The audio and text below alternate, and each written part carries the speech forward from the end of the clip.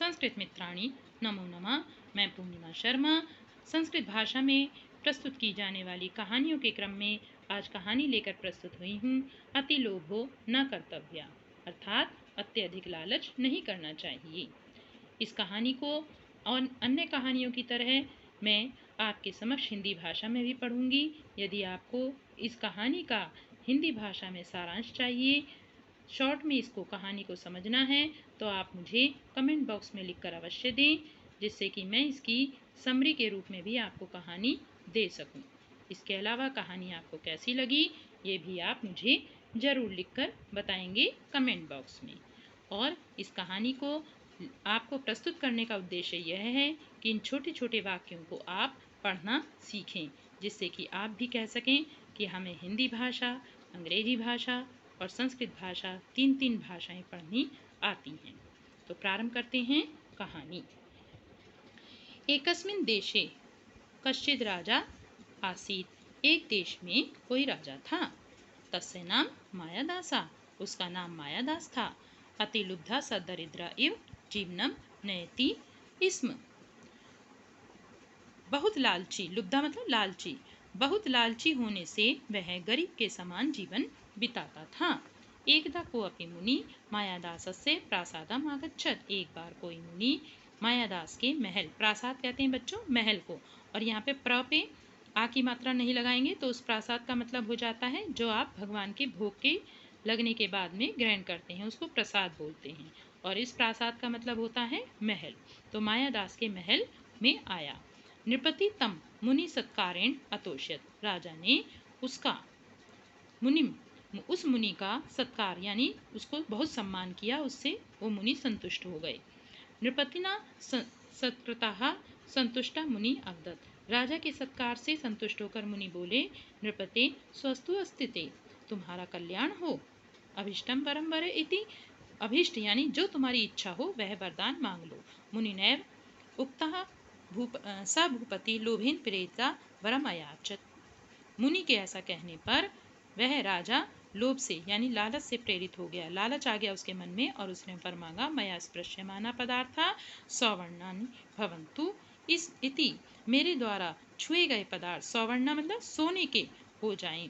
तथास्तु वैसा ही इत्युक्त्वा मुनि अंतर्हिता, ऐसा कहकर मुनि वहीं अंतर्ध्यान हो गए, यानी वो जाते हुए दिखाई नहीं दिए। जैसे सिद्धि प्राप्त हो जाती है मुनि ऋषि मुनियों को तो वो वहीं से ही गायब हो जाते हैं।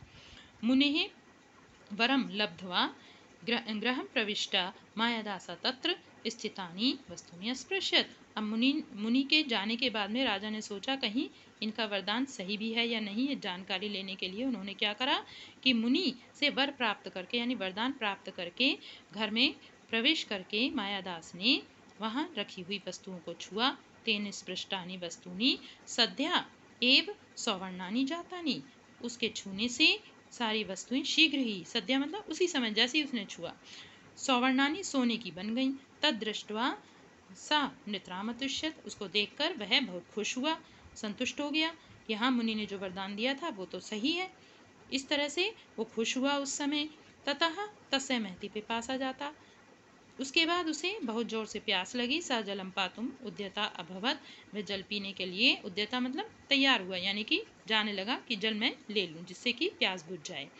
तेन स्पृष्टम जलम अपनी सुवर्णम पिंडम अभवत, अब क्योंकि उसे वरदान था कि वो जिस भी वस्तु को छुएगा वो सोने की हो जाएगी, तो उसके छूने से जल भी क्या हो गया, सोने का पिंड हो गया। पिंड यानी कि जैसे मिट्टी का ढेला होता है ऐसे ही वो ढेला हो गया, सोने का ढेला बन गया। क्या पानी। साधुक्तम न मृषा भवती, यानी साधु का कहा हुआ, ऋषि मुनि का कहा हुआ, मृषा का मतलब झूठ, साधु का कहा हुआ झूठ नहीं होता है। तस्मिन् अवसरे राजकुमारी कुसुम मंजरीम आदाय तत्रागता, फिर क्या हुआ उसके बाद, उसी समय राजकुमारी यानी उसकी बेटी कुसुम मंजरी फूल की मंजरी को लेकर वहां आ गई। पिता, हे पिता, संबोधन किया उसने, हे पिता, अतीव सुंदराणी इमानी कुसुमानी इति चावदत, यह बहुत सुंदर कुसुम मंजरी है, फूल की मंजरी है। नृपति ताम मंजरीम, अब वो भूल गया कि उसे वरदान प्राप्त है, तो उसने क्या करा कि नृपति ताम मंजरीम करेण अस्पृशत, राजा ने उस मंजरी को करेण मतलब अपने हाथ से, अस्पृशत मतलब छुआ, अपने हाथ से जैसे ही छुआ क्या हो गया, तेन स्पृष्टा मंजरी सुवर्णमयी जाता, उसके छूने से वो जो सोने की मंजरी थी, जो वो मंजरी लाई थी उसकी पुत्री, वो भी क्या है हो गई, सोने की मंजरी बन गई। तदृष्ट्वा कुमारी दुखिता अभवत, उसको देखकर राजकुमारी बहुत दुखी हो गई। अब बच्चा कोई चीज़ लेकर आए और उसकी जो वस्तु हो वो बिगड़ जाए तो वो दुखी हो ही जाएगा, तो ऐसे ही राजकुमारी भी दुखी हो गई। सुतां समाश्रितुं प्रवृत्ता सः मायादासः तान् अंके उपवेशति स्म। अब पुत्री को जैसे उसने देखा मेरी पुत्री दुखी हो गई है, तो उसने क्या करा, अपनी पुत्री को आश्वासन देने के लिए जैसे ही वो तैयार हुआ, और उसने क्या किया, उस मायादास ने ताम यानी उसको, अपनी पुत्री को गोद में बिठाया। तो क्या करा, हंत हंत मतलब बहुत दुख है, क्या किस बात का दुख हुआ, कुमारी सुवर्ण प्रतिमा संजाता, क्योंकि उसे वरदान था कि वो जिस वस्तु को छुएगा वो सोने की हो जाएगी, तो उसकी पुत्री भी जो है सोने की प्रतिमा यानी कि सोने की मूर्ति बन गई। देखिए इस पिक्चर में राजा ने अपनी पुत्री को गोद में उठा रखा है और वो सोने की बन गई है। देखिए सोने का रंग पीला होता है, ऐसे ही जो उसकी पुत्री की आकृति दिखाई दे रही है आपको, वो भी पीले रंग की ही दिखाई दे रही है। तो अब क्या हुआ, मायादास अब तक तो वो खुश हो रहा था कि जो जो वस्तुएं वो छू रहा है वो उसके पास बहुत सारा सोना इकट्ठा हो गया, लेकिन अब उसकी पुत्री भी जब सोने की हो गई तो वो जोर जोर से रोने लगा। क्यों रोने लगा, कि अब उसको अपनी पुत्री सोने की नहीं चाहिए थी, वस्तुएं ही उसे केवल सोने की चाहिए थी। तो अब अपनी पुत्री को जब उसने सोने का बना हुआ देखा तो वो बहुत जोर से रोने लगा। तदा भाग्यात् स एव मुनि नृपते पुरता समक्षम अभवत, तब भाग्य से वही मुनि जो उसको वरदान देकर गए थे राजा के सामने साक्षात प्रकट हो गए। मायादासाह तम प्रणम्य, मायादास ने उनको प्रणाम करके कहा, महर्षि हे महर्षि, कृपया दत्तम वरम निवर्तितुम, कृपया दिया हुआ वरदान वापस ले लो। इयम कुमारी मम जीवितम स्यात्, उससे क्या होगा, वरदान वापस ले लेगा तो जिससे ये मेरी कुमारी, मेरी राजकुमारी, मेरी बेटी जो है जीवित हो जाए, यानी कि फिर से वो शरीर को प्राप्त कर ले।